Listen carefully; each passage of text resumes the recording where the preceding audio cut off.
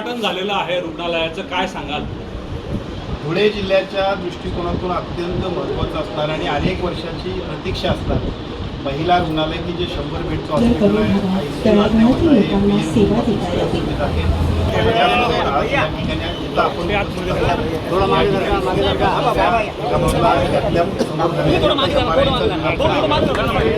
या सर्व सेवा आजच्या दिवशी धुळे जिल्ह्यातल्या सगळ्या लोकांच्यासाठी उपलब्ध होणार आहेत.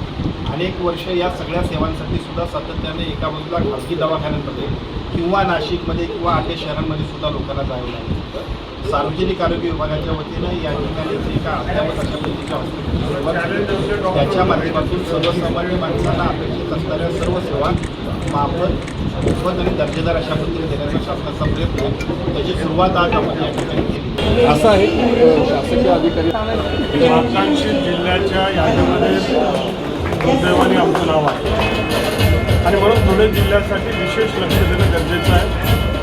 मी आमचे जुने मित्र आणि राज्याचे कर्तव्यदक्ष आरोग्यमंत्री यांना आग्रह केला की आपण स्वतः आमच्या महिला रुग्णालयाच्या लोकार्पणसाठी आपण या 2-3 दिवस इकडे तिकडे होतील, तर आपण धुळ्याला आल्यावर आमचे प्रश्न आपण समजून घेणार आणि आपल्यासारखा धडाडीचा मंत्री असल्यामुळे त्याच्या माध्यमातून मार्ग निघणार.